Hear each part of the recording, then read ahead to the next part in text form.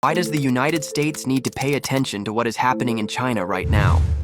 You see, for a while now, cheap from China has been the perception of products coming out of the country.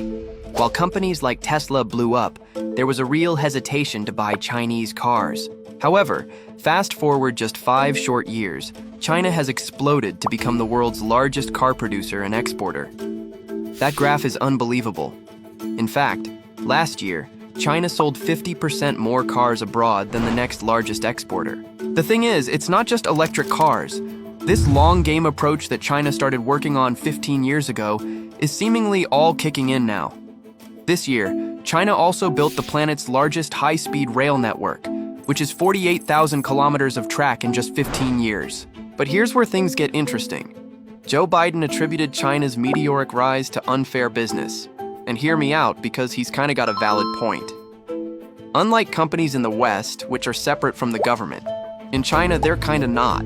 This means that if the CCP wants to become the world's leader when it comes to cars, they can pour massive amounts of money into companies like BYD. This allows those private companies to rapidly expand and scale, to have aggressively lower prices than the competition, to have reduced financial risk, because they literally have the Chinese government behind them. And ultimately, as a result, can flood the global markets with cars that are not just cheaper than the competition, but more technologically advanced. And the thing is, consumers don't often care about how a company has arrived at the final product. If it's better and cheaper, most likely it'll just be bought.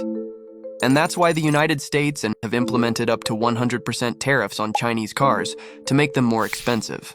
Because if they just sat back and let them flood the markets, local companies simply couldn't compete. It's not just an unlevel playing field, it's a whole separate playing field altogether. And that's the tricky problem we're at now. Consumers in the West are seeing the stuff coming out of China and are asking their governments why they are purposefully not allowing them to have it, especially during the cost of living crisis we're currently in. But the question is, what do you think? Is it fair for a government to protect their local companies from unfair business, kind of like how we break up monopolies? Or should markets simply be left to decide winners and losers naturally?